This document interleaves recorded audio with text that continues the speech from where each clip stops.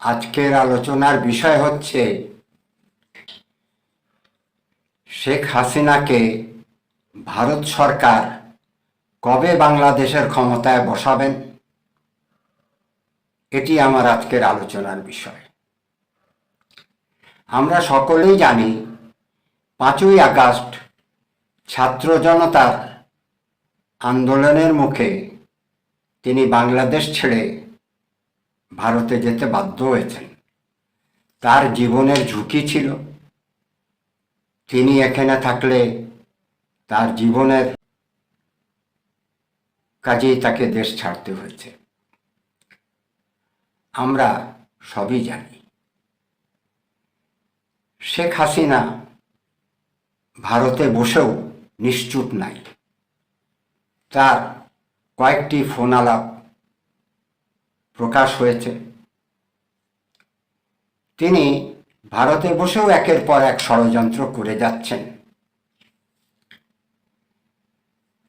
তিনি যে মসনদ হারিয়েছেন, বাংলাদেশের যে ক্ষমতা হারিয়েছেন, যে মসনদ হারিয়েছেন, তিনি কিছুতেই মেনে নিতে পারছেন না।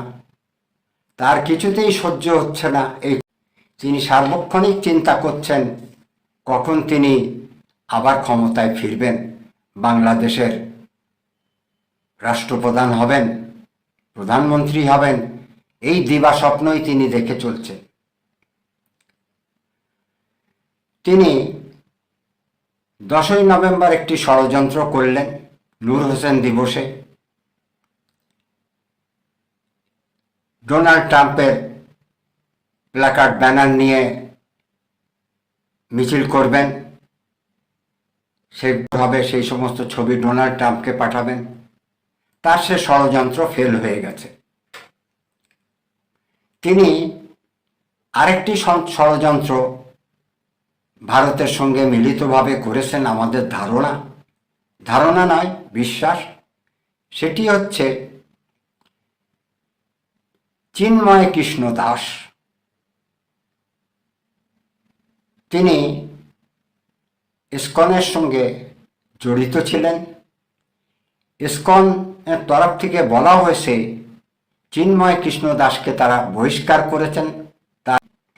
এটি আমরাও জানি, ভারতের লোকেরাও জানেন। চিন্ময় কৃষ্ণ দাসের বিচার আদালতে চলছে। তিনি নির্দোষ হলে ছাড়া পাবেন, দোষী হলে বিচারে যে শাস্তি হবে তাকে তা মেনে নিতে হবে। এটি আমাদের দেশের নিয়ম।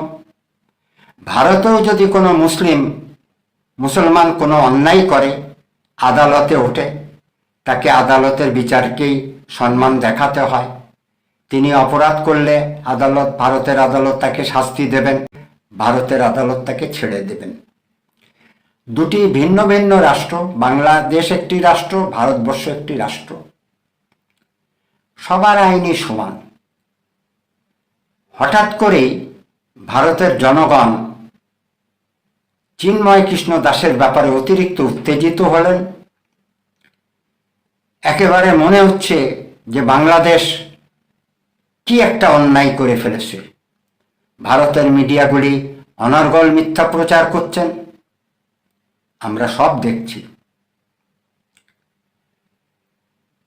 দুঃখের বিষয়, ভারত চোখ বন্ধ করে আছে। চোখ খুলে বাস্তবতা দেখার চেষ্টা করছেন না। ভারত কলকাতার একজন বিজেপির নেতা শুভেন্দু অধিকারী, তিনি তো মোদির চেয়েও এক হাত উপরে। ভারতের প্রধানমন্ত্রীর উপরে যদি কোনো পদ থেকে থাকে, শুভেন্দু অধিকারী সেই পদেরই অধিকারী বোধহয়। তিনি আমাদেরকে বলছেন বর্ডার বন্ধ করে দেবেন, পণ্যবাহী ট্রাক আটকে দেবেন, বর্ডারে উনি মানুষ নিয়ে এসে সমাবেশ করবেন।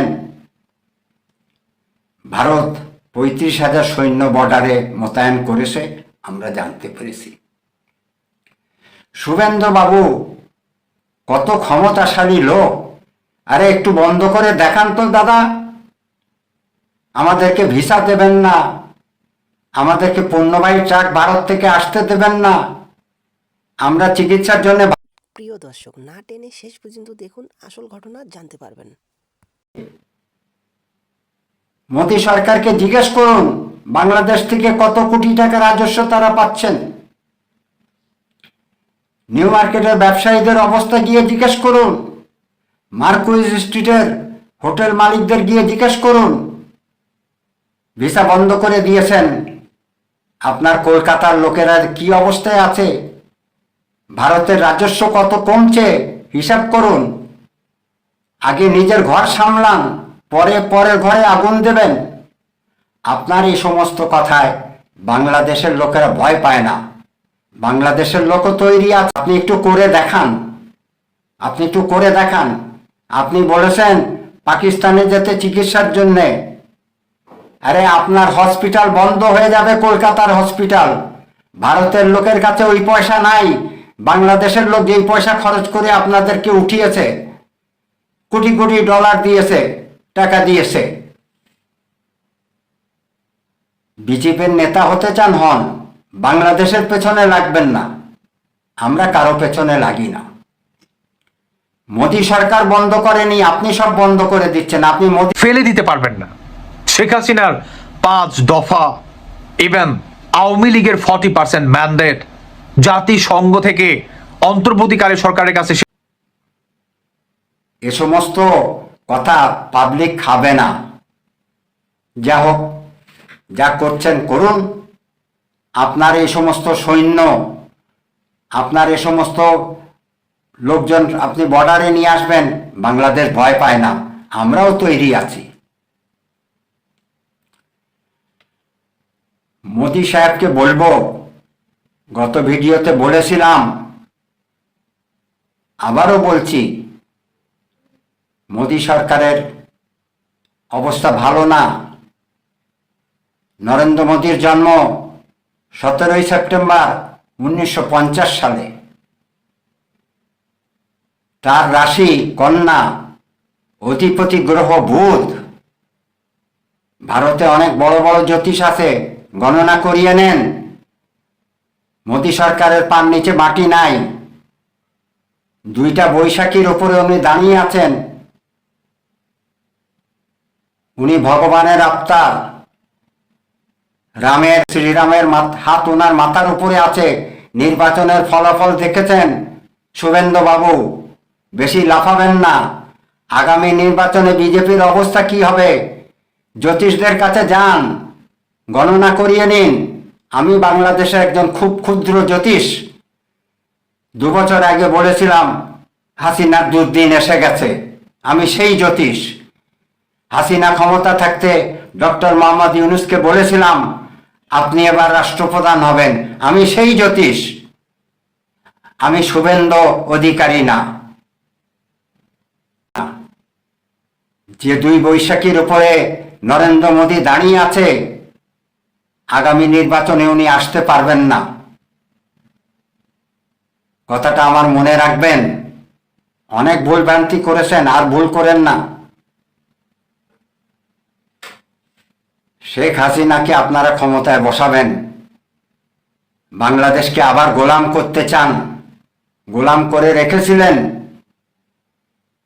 গোলাম ছুটে গেছে। দিবা স্বপ্ন দেখছেন শুভেন্দু বাবু, হয়ে যাবে। আপনারা ইউনূসকে চিনতে পারেননি। ইউনূস দেশ ছেড়ে পালিয়ে যাবে না। বাংলাদেশের মানুষ তার সঙ্গে আছে। যা হোক, মোদী সাহেবের সম্পর্কে 2টো কথা বলে বক্তব্য শেষ করব। তিনি কন্যা রাশির জাতক। তার প্রথম গৃহে অর্থাৎ স্বগৃহে বা প্রথম ঘরে আছে কেতু, 7ম ঘরে আছে শনি, 10ম ঘরে আছে বৃহস্পতি। মোদী সাহেব এখন ঘুমের মধ্যে আছে। মানুষ যেরকম ঘুমের ওষুধ খেলে তার মাথায় একটা ঘুম ঘুম ভাব থাকে, মোদী সাহেবেরও মাথায় এখন ঘুম ঘুম ভাব আছে। তিনি এই ঘুম থেকে জেগে উঠবেন কত তারিখে সেটিও আপনাকে বলে দিচ্ছি শুভেন্দু বাবু। মোদী সাহেব ঘুম থেকে জেগে উঠবেন 20শে মে। 20 মে তার ঘুম ভাঙবে, এখন তিনি ঘুমের মধ্যে আছেন, নাচছে। আপনার মাথায় যদি বুদ্ধি থাকে বা ভারতবাসীর মাথায় যদি বুদ্ধি থাকে, এই জ্যোতিষের ইশারাই যথেষ্ট কাফি। বিস্তারিত বলে সময় নষ্ট করব না। আমাদেরও অনেক সিক্রেসি আছে, আমরা আপনাকে বলবো না। আরে বাংলাদেশকে আক্রমণ করে দেখান তো দেখি। আসেন আসেন, আপনার কত সৈন্য সামন্ত আছে, নিয়ে আসেন শুভেন্দু বাবু। কেন্দ্র সরকার আমাদেরকে, আপনি ভিসা বন্ধ করে দেন, কেন্দ্র সরকার আমাদের ভারত থেকে পণ্য আনা বন্ধ করেনি, আপনি বন্ধ করে দেন। ওরে বাবা রে বাবা, হ্যাঁ, আমাদের বাংলাদেশের লোক চিকিৎসা করতে যেতে পারবে না, আমাদেরকে লাহোর করাচি পাঠিয়ে দেন। আরে আপনার চিকিৎসা কোথায় হবে ওইটা আগে চিন্তা করুন না দাদা। দুই দেশের বন্ধুত্ব কেন নষ্ট করছেন? এপার ওপার দুই বাংলার আমরা বাঙালিরা, আমাদের সম্পর্ক কেন নষ্ট করছেন আপনি? 20 মের পরে মোদি সাহেব হাত বাড়াবেন ইউনূসের সঙ্গে বন্ধুত্বের জন্য। বাংলাদেশের এই ক্ষুদ্র জ্যোতিষ বলে যাচ্ছে, লিখে রাখেন, 20 মে 2025 মোদি সাহেব হাত বাড়াবেন ইউনূসের সঙ্গে বন্ধুত্ব করার জন্য। শত্রুতা সবাই করতে পারে, বন্ধুত্ব টিকিয়ে রাখা অনেক কষ্ট। আওয়ামী লীগ সরকার পড়ে যাওয়াতে বাংলাদেশের মানুষ সব ভারতের শত্রু হয়ে গেল। মোদি সরকারের বিমাতা সুলভ আচরণ আমরা মনে রাখব, আমরা ভুলব না। বাড়াবাড়ি করেন না, ক্ষমতা থাকলে বাংলাদেশ দখল করে দেখান। এটি 1971 সাল না, এটি 2024 সাল, 2025 সাল আসছে সামনে, ভুলে যাবেন না। এটি একটি ভিন্ন রাষ্ট্র, ভারত একটি ভিন্ন রাষ্ট্র। এত সহজ না। আজকে এই পর্যন্তই।